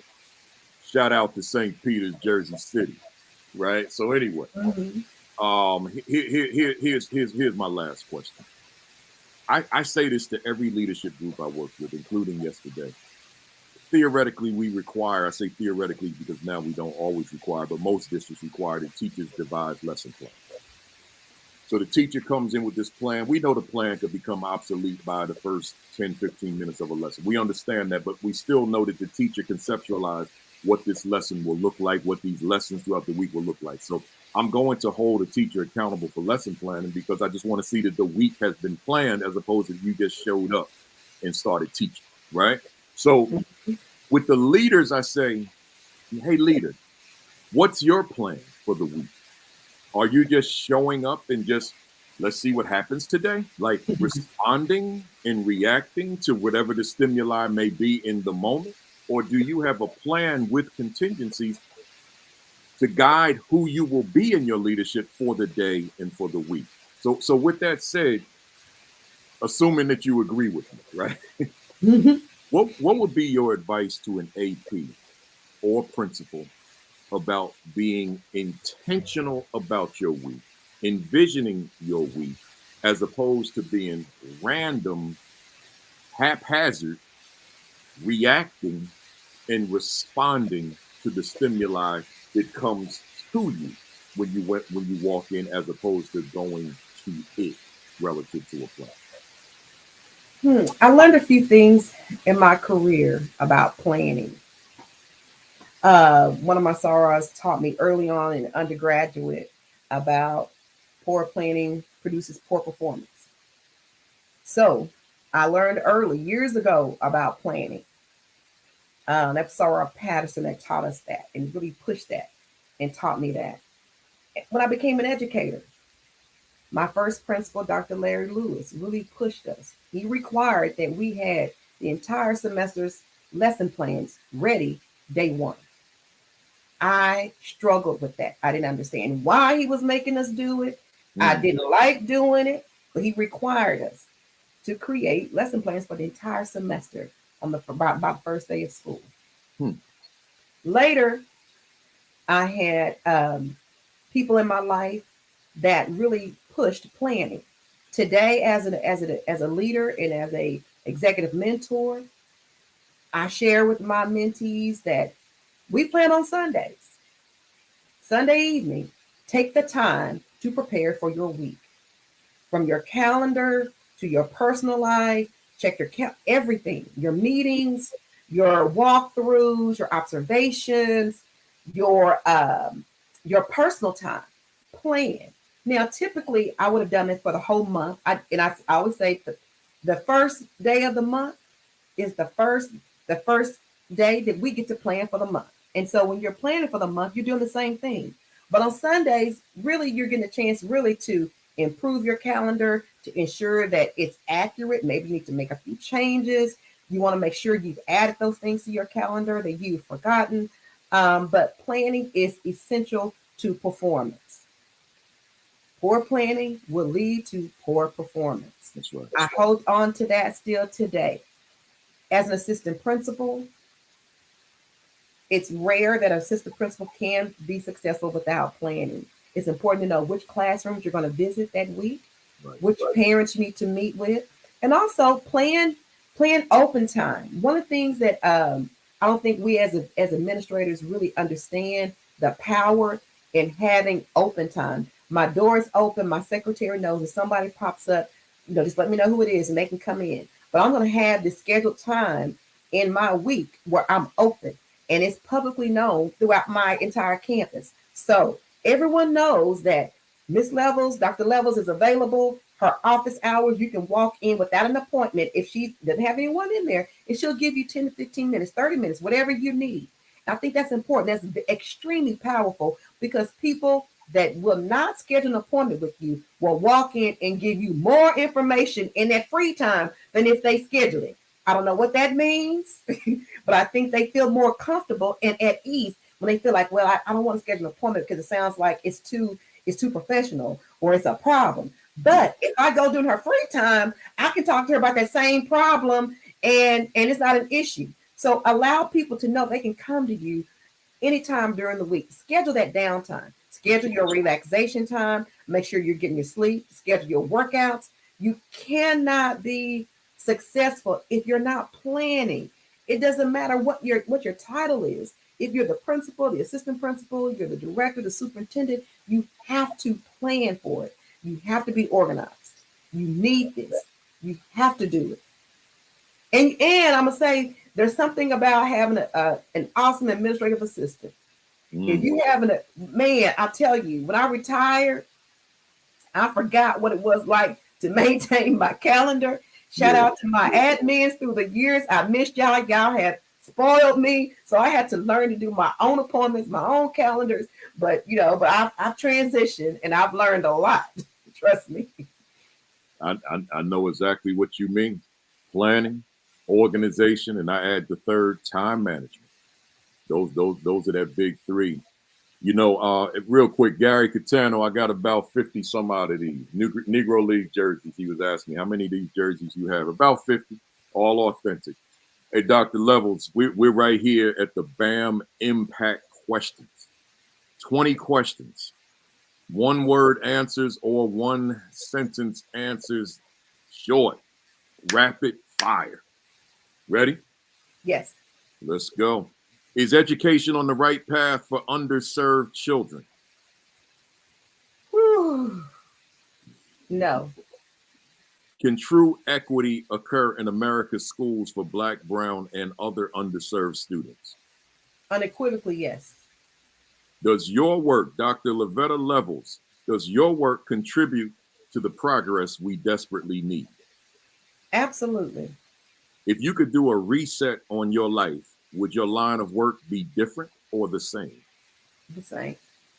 Why do you continue to do this work? Because I'm needed. What fires you up within the work that you do? The accomplishment of my work. What do you dislike about the work you do? Politics. That's everybody's answer. What has been your greatest victory in this work? As I transition, one word. Or Longevity. Longevity. All right, or a sentence. Perseverance and longevity. What was your greatest mistake in this work? Listening to the wrong people. What has been your greatest challenge?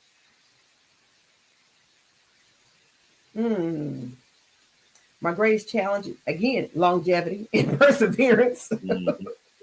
Are you proud of your first year as an assistant principal? Oh, heck yeah. Shout out to my students that are probably watching me when I was my first year assistant principal. Are you proud of your first year as principal? Yes. Oh, it was such that was great times. Who inspires you in this work? Oh, wow. Nixie, I'm going to get in trouble.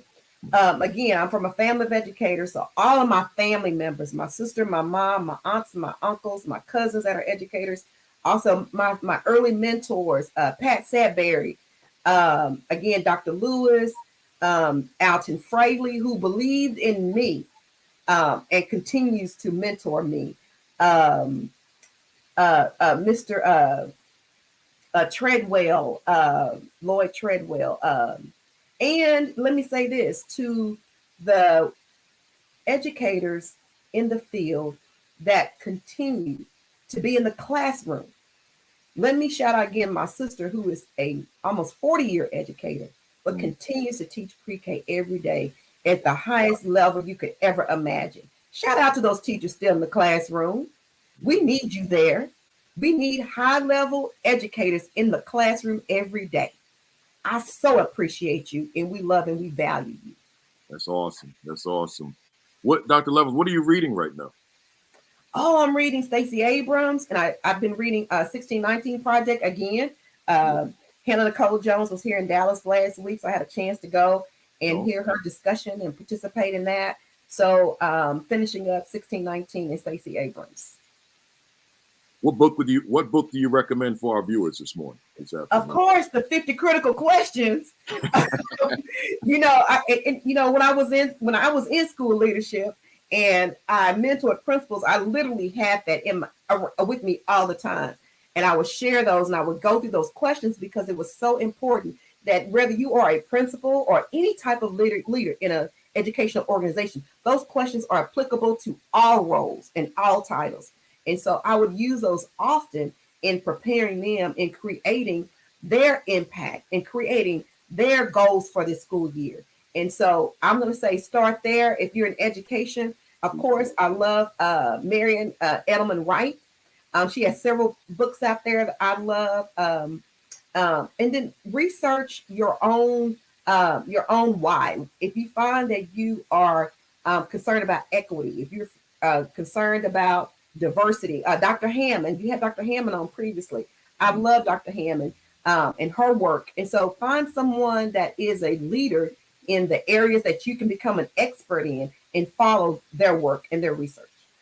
Yes. All right. Let's go. What do you want to accomplish that you haven't accomplished yet?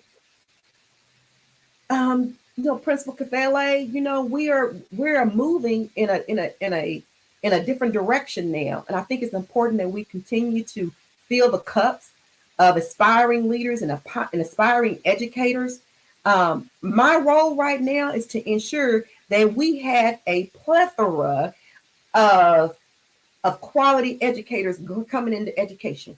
I want to ensure that we have leaders that can sustain, leaders that can persevere through all of the challenges, leaders that are prepared to be effective and have great impact on our children. We know that we are in a time where public education is under attack. We know it's very concerning. We know a lot of it is a direct reflection of the Thomas killing, George Floyd killing. We know that we created allies through that experience. But now, because of that, people are threatened, and because certain people are threatened, we know they have now targeted actions toward public school education, from voting rights acts to anti-woke acts. There are so many concerted efforts to maintain power in certain people's hands. And because of that, public school education is one of the valued prices in there.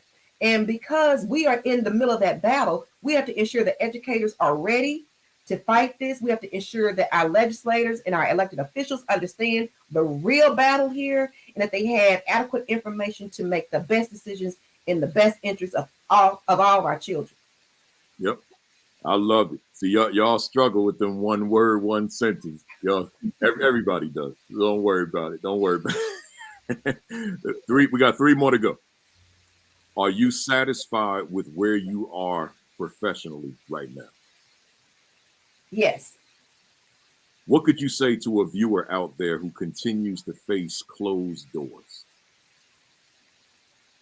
Create your impact. You don't need a door. Create your impact. There you go. What could you say to a viewer out there who's lost their fire? Do the 5 whys. Real simple. Why are you still in here? Why do you love education? Keep asking yourself 5 whys, and you will come to your rooted why. And once you find that why, stay in that space and see how can you make an impact with that why. Love it. And then the last one. If Dr. Levatta Levels was a word in a dictionary, what would be your definition? Advocate. Advocate. I love it.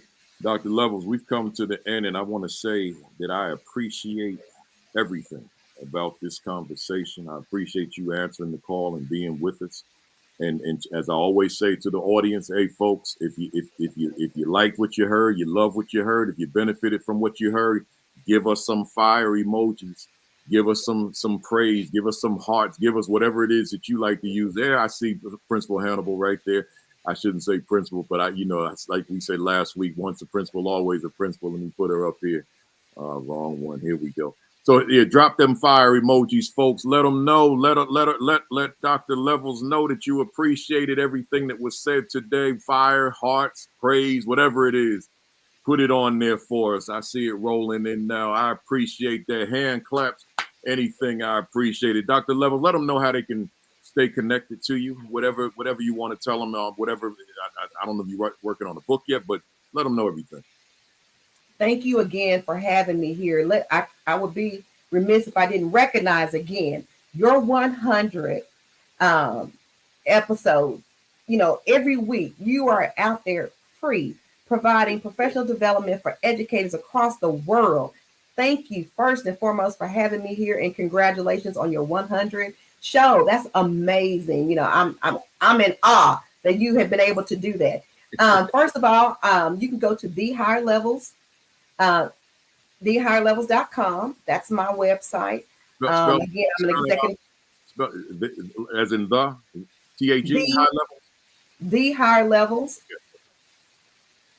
thehigherlevels.com. Of course, I'm on Facebook. I'm Dr. Levatta Levels. You'll find me there. I'm on Twitter, All Levels. And I'm on Instagram as well, All Levels. It's 3 L's, ALLLEVELS. So, you can message me. Again, I work in a variety of ways. My sweet space is always executive mentoring. That's with aspiring teachers, aspiring principals, aspiring superintendents, and even if you're currently in that role, I provide coaching and mentoring. And now I've really, in the last 5 years, have been mentoring persons that are not in education, elected officials, persons that are in business for themselves, self-employed. So it's been a wonderful experience to mentor non-educators, because I've learned from them as we've learned from each other. So reach out to me. I'd love to work with you.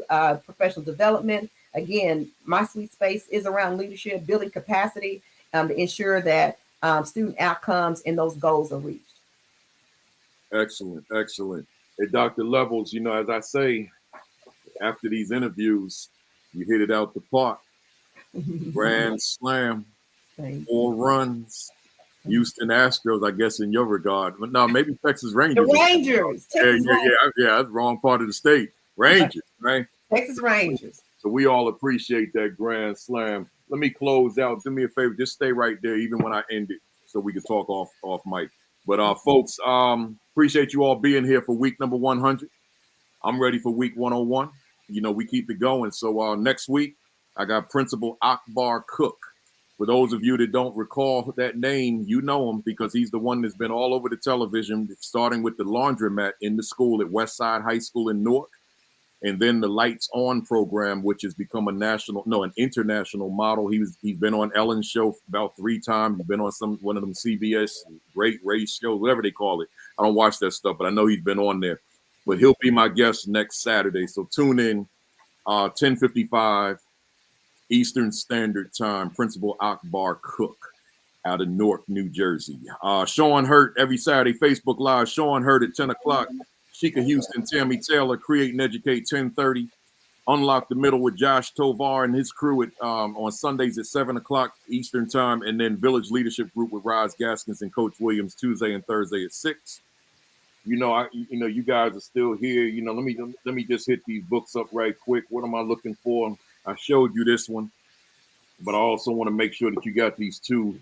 We got a lot of assistant principals and aspiring principals, so these two are important. The aspiring principal 50, the assistant principal 50. You can get them on Amazon. You can get them at ascd.org, anywhere books are sold. You can go to principalkafele.com, I should also say. You can get them there. So those two. And then Dr. Levels was referring to the Principal 50, and you can get that as well. So get them all. Matter of fact, I'm on a roll. Let me just go with this one. Is my school a better school because I lead it? I haven't promoted this in a very long time, but is my school a better school because I lead it? Just the title alone is some serious PD because it forces you to go here in the mirror and look at yourself. Is my school, is my department, is my team, is my division, is my district better because I lead it? So those are, I'm not even going to bring out the teacher books. These are all my leadership books, but the others another time.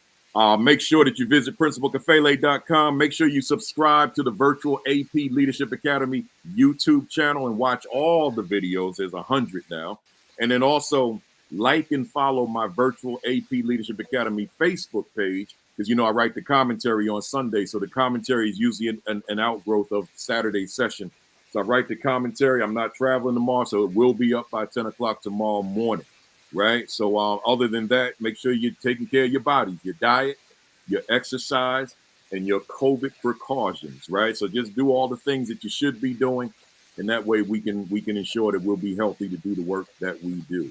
So with that being said, folks, once again, I appreciate you all. So have a great week. Have an extraordinary week. Have your best week yet. Peace. Peace. Thumbs up. Cock your fist back. Count to 3. 1, 2, 3. Bam! We'll see you all next week at 10:55.